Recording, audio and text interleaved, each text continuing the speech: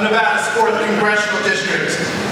This is where I was born, where I was raised, just around the corner, and today I'm proud to welcome our Commander-in-Chief, President Joe Biden, to the historic Westside.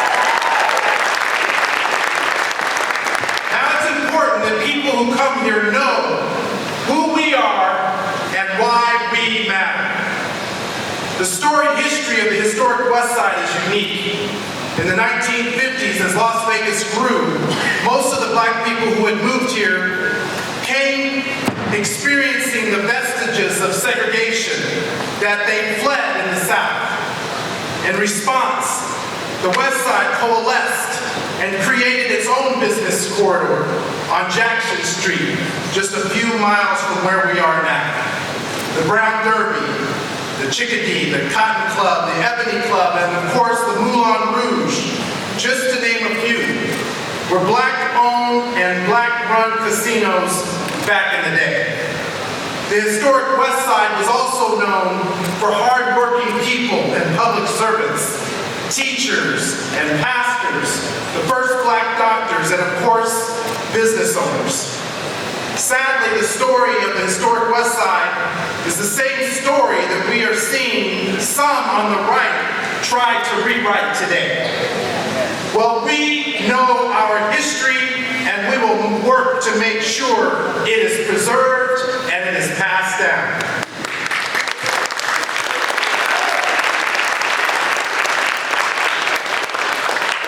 As chairman of the Congressional Black Caucus, I lead 60 members, the largest in our history. Collectively, the 60 members represent 120 million Americans across the United States. That's 1/3 of the U.S. population, about 20 million black Americans. And we stand for the rights of everybody, to fight for voting rights, for economic prosperity, and for social justice. And I'm proud to stand with our partners at the White House, President Joe Biden and Vice President Harris and their entire administration, who have helped to advance these and other important issues. Now, after the adverse Supreme Court decision on affirmative action, we've seen conservative members of Congress and Republican attorney generals try to use that decision to weaponize and to bully and to threaten corporate America and the government to ban diversity, equity, and inclusion. And we have one message for them: we're not going back.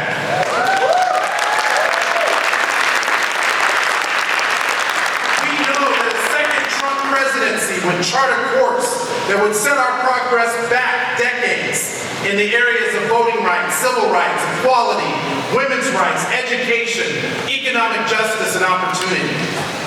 Just this month, we saw strong wage gains and employment gains of over 350,000 jobs in January alone, continuing the strong growth under Biden-Harris, totaling 14.8 million jobs created under President Joe Biden. Under the Biden-Harris administration, we've also experienced tremendous new business growth and new startups, including for black entrepreneurs, and the doubling of access to capital through the SBA in the past 3 years. Through the SBA and other MBA programs, businesses like Mario's Market on MLK Boulevard has doubled in size to serve more of the Westside community. Mario is just one of the many small business owners who are here in our community who have benefited from streamlining the SBA process. Under President Biden, we are on a path towards real economic prosperity and wealth building, and he's made this progress despite the Republicans and others who are standing in the way of our progress. Under Biden-Harris, we have passed an expanded child tax credit that lifted 50% of black children out of poverty. We lowered black unemployment to its lowest rate in 50 years. We enacted the CHIPS and Science Act, investing $10 billion in every community to recruit and train for careers in the high-paying STEM fields. We passed the bipartisan Safer Communities bill, the most comprehensive bill on gun safety legislation in 30 years, including my bill to break the cycle of violence and the largest federal investment to save lives and break the cycle of violence. We raised the minimum wage to $15 for federal workers and contractors. Under President Biden and Vice President Harris, economic and criminal justice have taken center stage. They've appointed more black women to the federal bench, including Ketanji Brown Jackson, the first black woman on the Supreme Court. They've issued executive orders banning chokeholds and no-knock warrants. They've launched more pattern and practice investigations into local police departments, resulting in the removal of any officer who violates the rights of individuals that they are sworn to protect and serve. They've used the hate crime statutes to go after the shooter at the grocery store that caused the mass shooting in Buffalo, New York, that took the lives of 10 individuals. And on student loans, the president and vice president attempted a sweeping move to relieve many Americans stuck with burdensome debt, some decades after finishing school and entering the workforce. And yet, Republicans fought that action in court, and still, Biden and Harris have found ways to provide much-needed relief. In fact, the president has been able to cancel the student loan debt for 3.6 million people, amounting to $132 billion. And finally, the Biden-Harris administration has taken on racism and made equity central to the work of their administration. They've established a racial justice task force. They've made largest investments in the DOJ Civil Rights Division in our history. They've added the Proud Boys to the domestic terrorist watch list. And they've over 1,000 years of federal hate crime convictions. So when I went to vote early in this presidential primary, I voted for the administration that's representing the community and the constituents that I represent here in Nevada's 4th District.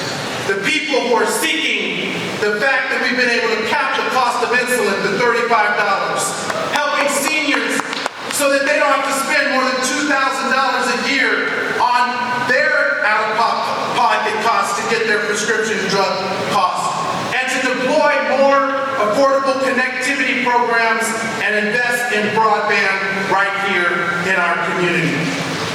And finally, I was proud to fight for Nevada voters to have a greater say in the Democratic primary calendar.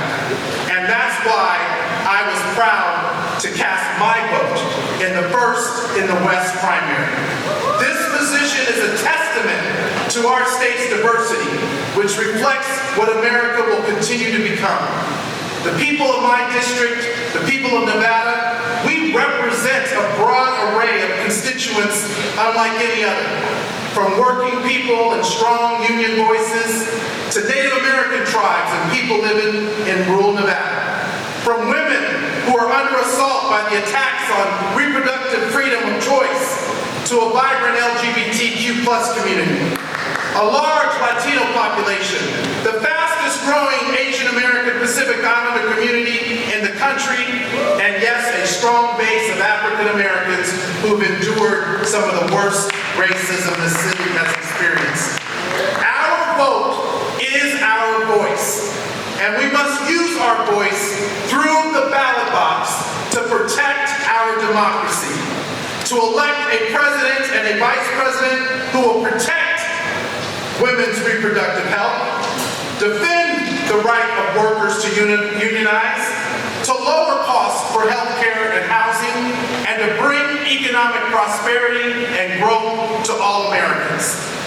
And the only people on the ballot who have a proven track record of advancing these and other important issues that impact all of us, that are seeking to build up our community and not tear it down.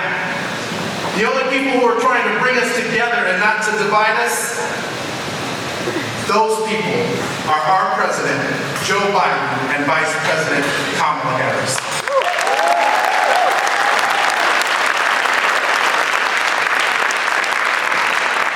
But the power is with us. We are the people, and it's our time to do our job as citizens, and that's to get out there, to do our part, and to vote, and to show the power of Nevada's voice. So let's make sure that everyone knows why we are the first in the West, why we matter, and let's get out and vote, because when we vote, we win. When we vote, we win. When we vote, we win. So let's show people how we vote, and we will definitely show them how we win. Thank you.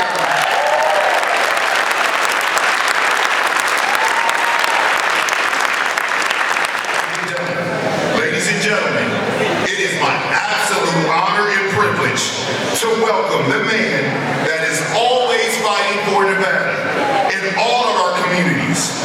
Ladies and gentlemen, the Commander-in-Chief of the United States of America,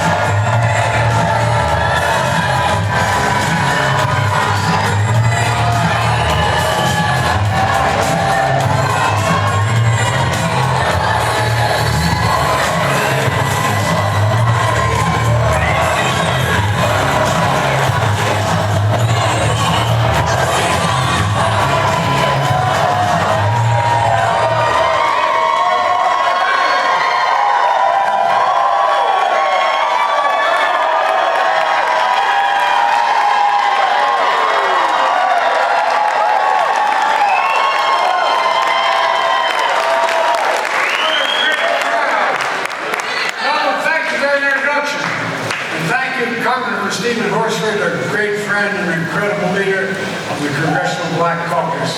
Well,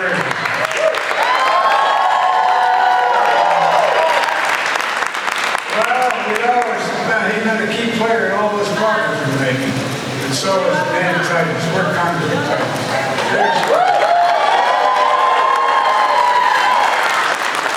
Senator Jackie Rosen.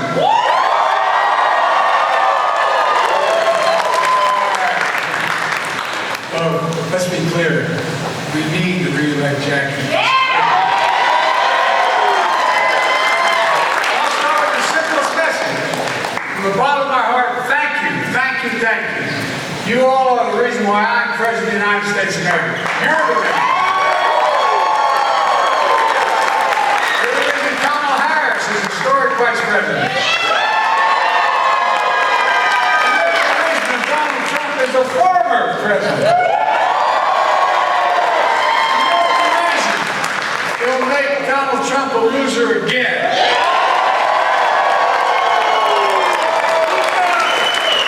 2020, I ran because I thought everything this country stood for. Everything we believed in. Everything that made America, America was at risk. I think people thought that maybe I was being hyperbolic about that. They'd say, Joe, what do you mean our democracy's at risk? What do you mean we're in the battle for the soul of America? Well, they may not understand, but the people understood it. They don't say that anymore. Just think back to the mess Donald Trump left this country in. The pandemic is raging. The economy is reeling. Look how far we've come because of you. We vaccinated America to get through the pandemic. We've created a record 15 million new jobs. Getting this economy to more than any president.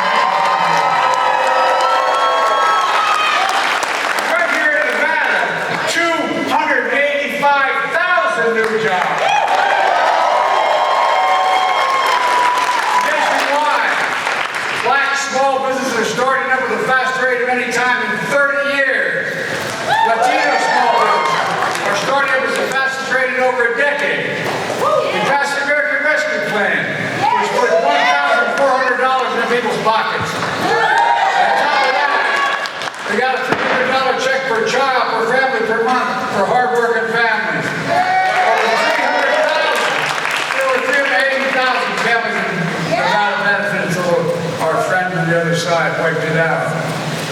You know, nationwide, that's thousands of dollars that people put in their pockets to be able to get through a crisis, to get through a real crisis. That cut black child poverty in half. Cut Latino child poverty by 43%.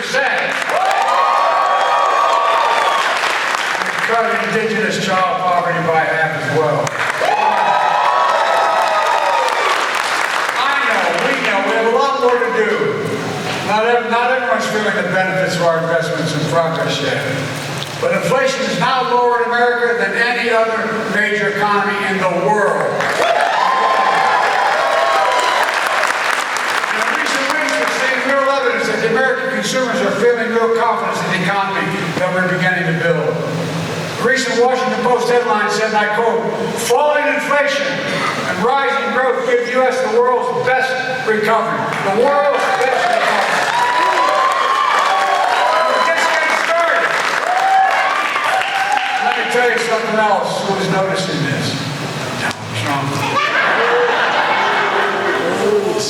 The strange things he says.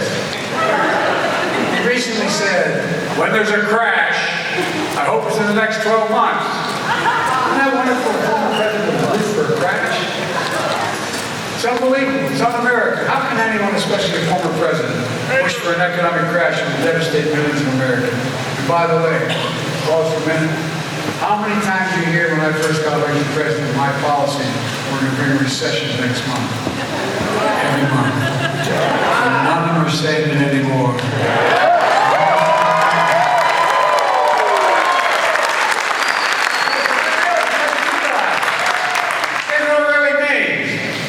Donald Trump knows the economy we build is strong and getting stronger. He knows that while it's good for America, it's bad for him politically. Trump also said, the one president he doesn't want to be like was Herbert Hoover. Donald, I got bad news for you, pal. It's too late. There were only two presidents in American history, you and Herbert Hoover, who left office with fewer jobs than when he took office. Herbert Hoover, yes. Donald Herbert Hoover Trump. When I got elected, I've been working my whole career as a senator along back to my old buddy Harry Reid and others, trying to get big pharma and pharmaceutical companies to start to play their level and back to beat them. They changed and charged extraordinary prices, charging more for prescription drugs here in America than anywhere else in the entire world, made by the same drug company. You have a prescription for anything, take it to a local drugstore. I promise you, if I put you on a plane and took you to Toronto or Paris or Berlin or anywhere in Europe, you can buy that same drug, that same prescription for somewhere between 40 and 60% less. We said we beat them, and we did. $35 a month, for instance, for seniors on diabetes instead of $400 a month or more. We're also capping the cost of prescription drugs at $2,000 a year for seniors, even for expensive drugs like cancer drugs that cost $10,000, $12,000, $15,000 a year. Because of the progress we're making so far, 143,000 Nevadans will begin to save an average of $434 a year on prescription drugs. Also, I'm just getting started. Corrections not only save patients thousands of dollars, they save taxpayers billions of dollars. You know, Medicare pays for these drugs that go out there being overcharged. Guess what it's saving the American taxpayer, what we've done so far? $160 billion. They don't have to pay Medicare. Republicans say they're concerned about the deficit. Give me a break. Give me a break. We've tried to make it $35 a month for everyone, not just seniors, but Republicans blocked us. And with your vote in 2024, we're going to make it happen for everyone in America, not just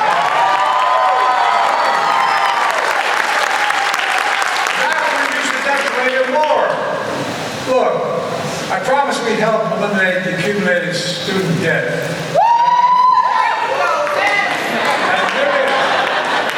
Americans care pandemic and beyond.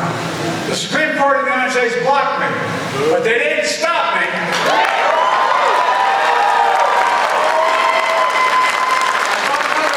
More than 3,700,000 people with $130 billion in relief in county.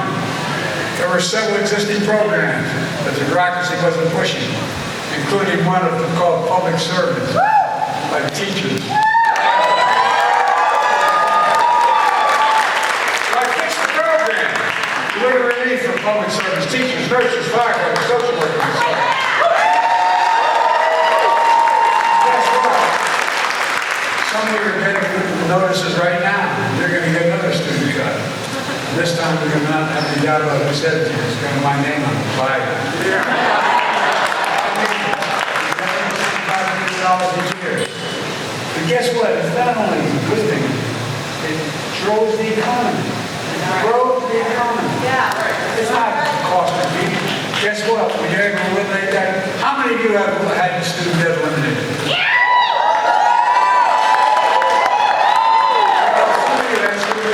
Over $100,000.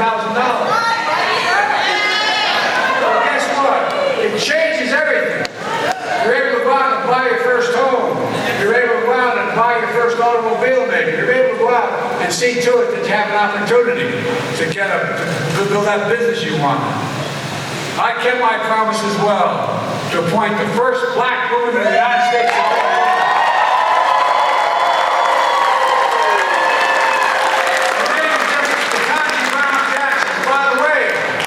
She's smarter than the rest of these guys. By the way, I've appointed more black women to the federal courts and appeals than every other president in American history combined.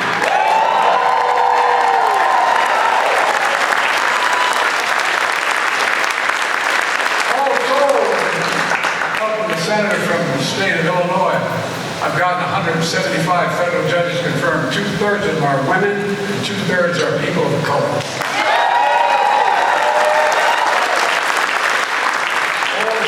I also said when I got elected, I made a promise.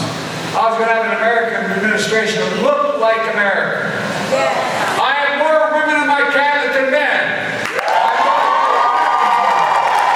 more people with backgrounds that are similar.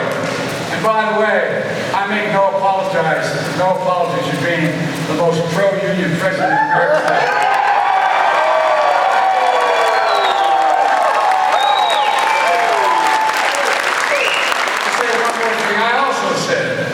That I asked the Treasury Department to do a study with raising the wages of union members, which I felt like hell to have happen. It's happening. And unions are more popular now than they've been in generations. I said, well, what's the effect of that? It raises everybody's wages. Everything raises. Because guess what? When you're making more money for the job, you're the best workers we have the best workers in America, in the world. Look, remember those little computer chips that we invented those about the size of the end of the fingertip? Guess what? You need 300 of them to build an automobile. You need it for cell phones. You need it for all kinds of things. And we had lost that market. We had lost that market completely. So I got on the plane, I flew to South Korea. I said, what the hell are you doing in South Korea? Well, they are a major manufacturer of chips. I sat down with their president and with Samsung. I said, come and invest in America. Because guess what? We now have $50 billion coming on American investment. We're building these facilities. We're building called fast factories. Great big, look like gigantic football fields underneath a roof. Guess what? You know what the average salary in those is? You don't need a college degree. $112,000 a year.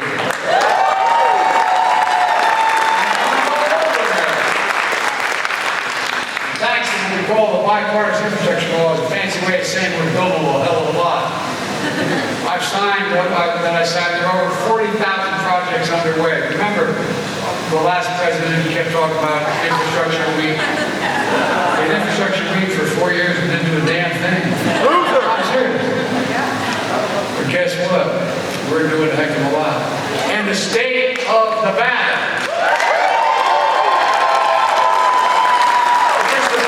$3 billion for the nation's first high-speed rail line.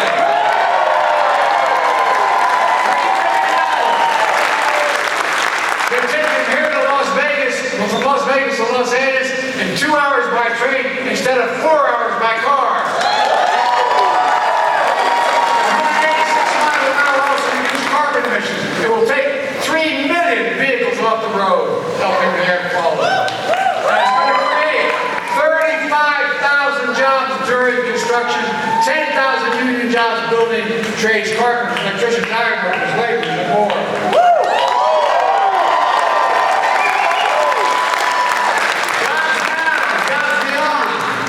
And generating significant economic growth from Nevada to California. That includes transforming California with another high-speed rail line coming down from the south, going through the central part of the state.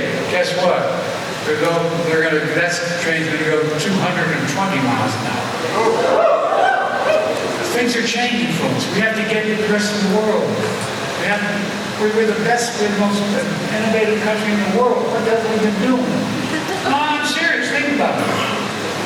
Look, just like Franklin Roosevelt signed the Rural Electrification Act back in the 30s, he provided electricity for every home and farm because it was necessary. Electricity was the new need, and rural areas and poor folks couldn't afford it.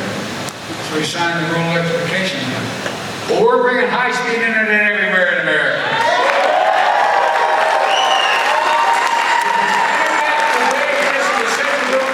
Electricity was then, and so far, that includes nearly 270,000 households across Nevada are paying less than $30 a month now for internet, instead of 2 to 3 times that amount. So children can do their homework, businesses are able to thrive, farmers and ranchers can know when the best time to sell their product is. And by the way, we're ripping out every poisonous lead pipe in America. So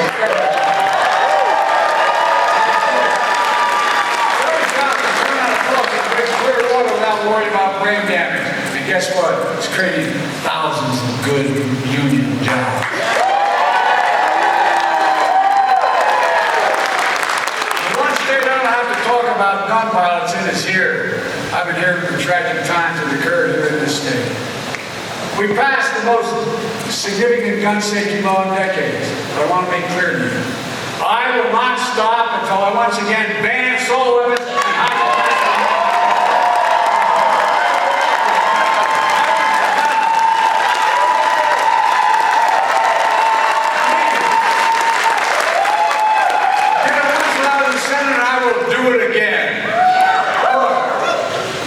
Saving the planet with the most significant investments in climate change ever, anywhere, anytime, in the whole entire history of the world. That includes, just in your state, an investment of $12 billion in clean energy improvements.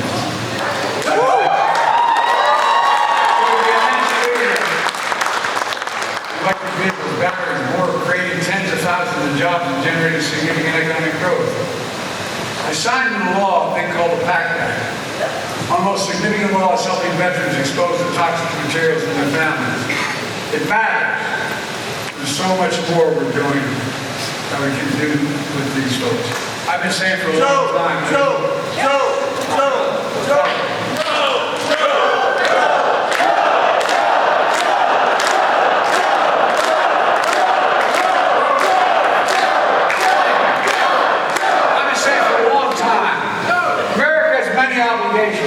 But only one sacred obligation. To equip those we send into harm's way and to care for them and their families when they come home.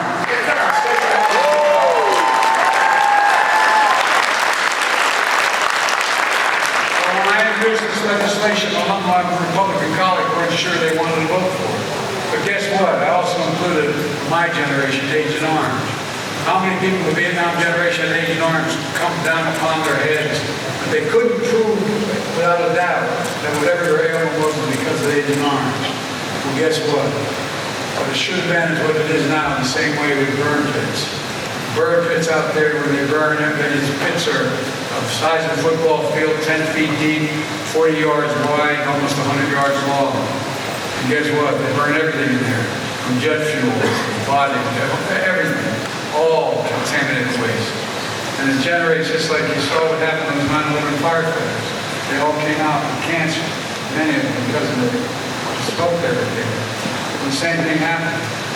Matter of fact, I had a son who was Attorney General of the state. And he should be here, not me. And guess what? He volunteered, and the Attorney General gave up his active Attorney General. He said, I'm going with my National Guard because they were going to go to Iraq. He spent a year there. I was in and out of Iraq and Afghanistan over 19 times. And his hooch where he slept was only about 200 yards, maybe more, maybe 400 yards from where he slept. Breathing into that air filter. She came home with stage 4 glioblastoma, brain cancer. There's no cure for it. And he died. He died. The idea that he'd have to prove it because of that is bizarre. And guess what? Now, anyone exposed to these burn pits, anyone who can demonstrate they're there, if they come down with a disease, it's covered.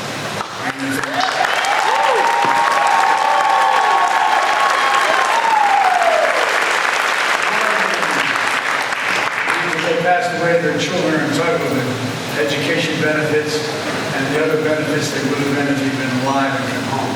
They've been alive. So folks, look, the same way as I said with Agent Orange. Now, imagine the nightmare. Donald Trump's reelected.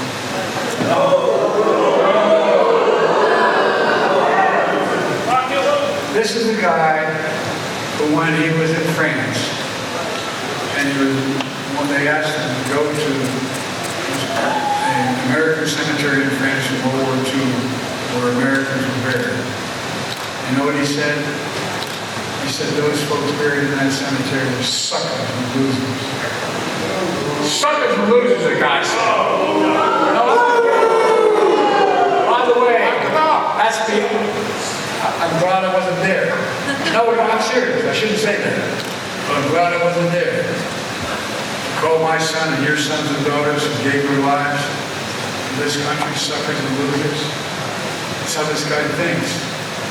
Who the hell does he think he is? After a recent deadly shooting in Peoria, Iowa, when 2 kids were killed in 6th grader in a school prison, what did Trump say one long ago? He said, they've got to get over it. They've got to get over it. We don't get over it. Well, we're not going to get over it. We're going to stop it.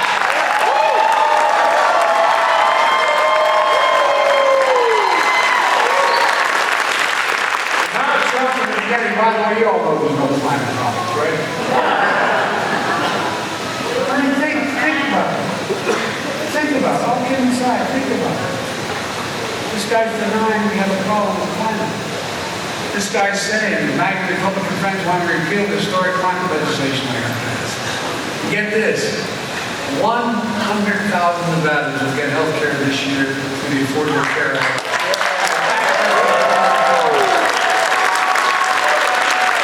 After trying and failing more than 60 times, Trump and his MAGA Republican president promising to get rid of the Affordable Act again if they get elected.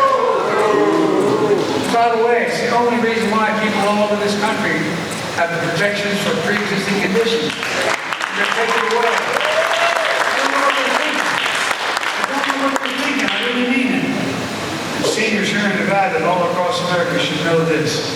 Trump and his MAGA friends are determined to take away the $35 a month insulin, as well as the $2,000 cap on prescription drugs. How many of you believe the tax system is fair? Raise your hand. And even those of you doing well.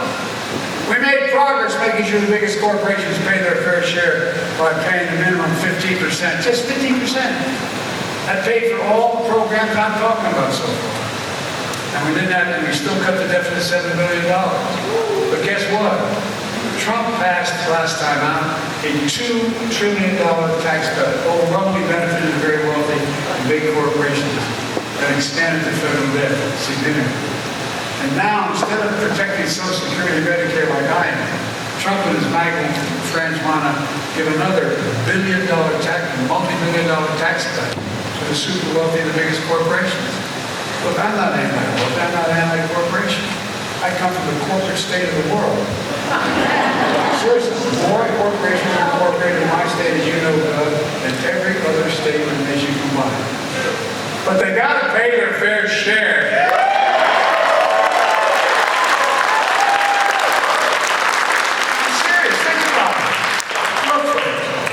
Before the pandemic, there were 748, maybe, roughly 750 billionaires in America. Now there are 1,000. You know what their average tax rate they pay, the federal tax rate? 8.2%. Anybody wouldn't change that to that tax rate? Yeah. Well, let me tell you something. If in fact they paid their fair share, over the next 10 years, it would be $400 billion in new income coming in. We can take care of all these problems. We could have daycare for all kids. We could increase economic growth even more, etc. Trump and his MAGA friends are determined to take away that opportunity.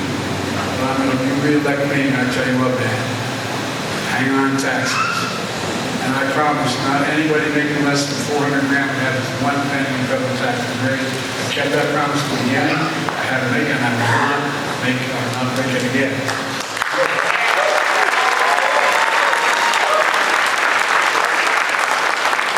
Some of his MAGA friends are determined to take away your fundamental freedoms. Your voting rights are under attack. Where you can register, how you can register, when you have to register, whether there's mail-in ballot, all the stuff they want to do. Change the law. Now Trump is bragging about having overturned another recent freedom, Roe v. Wade. He's on television and is saying, I did this in the Supreme Court that I appointed. God love it. And Roe v. Wade is taking away a woman's right to choose. And by the way, now they're planning a national ban on the right to choose. They made it clear. When Republicans try to pass a national ban on the right to choose, I will veto it.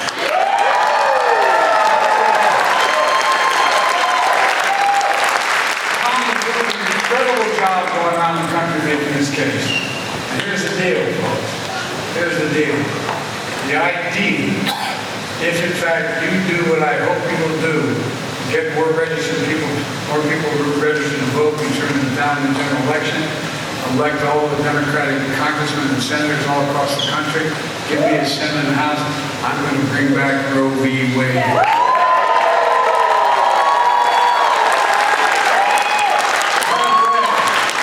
love how Trump is now saying Biden's for abortion on demand. Not true. That's not what Roe v. Wade said. It said the 3 trimesters, and how it worked. Let me close with this. Look, Trump and his MAGA friends are dividing us, not uniting us. Dragging us back to the past, not leading us to the future. Refusing to accept the results of legitimate elections. And seeking, as Trump says, to terminate, his words, terminate elements of the U.S. Constitution. Embracing political violence. Never, since the Civil War, has any president been engaged in or said political violence was ever appropriate. Political violence in America. Calling January 6th insurrections, you know what he called them? Patriots. Sometimes think about this. People pled guilty. You know, right after I was elected, I went to what they call a G7 meeting, all the NATO leaders. I was in the south of England. And I sat down and I said, America's back. And Mitterrand from France looked at me and said, you know, how long you back? I looked at it, and the Chancellor of Germany said, what would you say, Mr. President?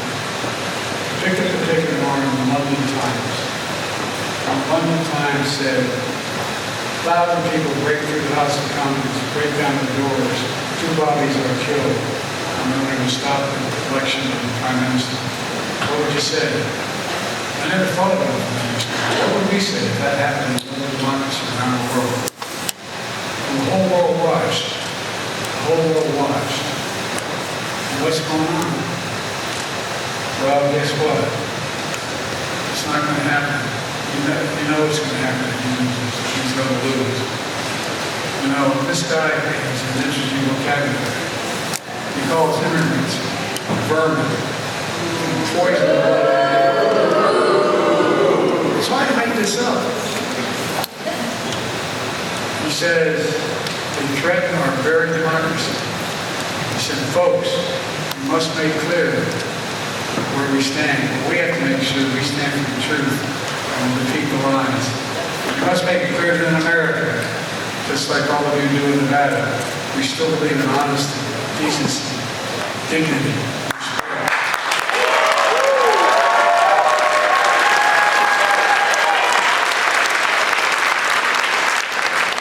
Folks, well, you're right. Well, that's the reason I'm running, because we have to. I know we have to. There's not much of a choice.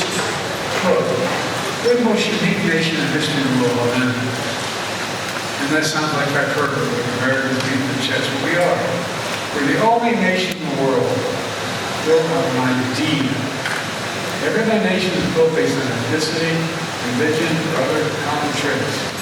The only thing we're built on is that we hold these truths to be self-evident. All women and men are created, endowed by their Creator, etc. We've never fully lived up to it. We've never walked away from it before. We leave nobody behind. We believe everyone deserves a fair shot, just a fair shot. My dad used to say, and he'd say to the my dad was a well-read guy who didn't get to go to college because of the war. And he'd come home before he went back to close the business with his manager. We'd have a conversation, and then might be, and look at me and say, many times, Joe, remember, a job is about a lot more than a paycheck. It's about your dignity. It's about respect. It's about your place in the community. It's about being able to look your child in the eye and say, honey, it's going to be okay. Amen. We don't get Haiti safe harbor in America. We believe in America. We know what the stakes are. We must keep the White House and keep the Senate by re-electing Jackie Rose.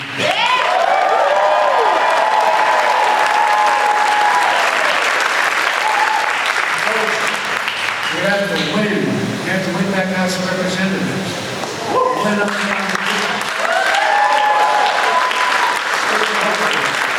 That's why we have to make more people register to vote after this primary. To do that, in the primary. Anybody wondering, tell them where they vote. Go to iwillvote.com. If you're in Nevada, you know exactly where you vote. We have to organize, mobilize, vote. When we do that, we'll be able to look back and say something a few generations will be ever able to say. When American democracy is at risk, as it is now, you all save it.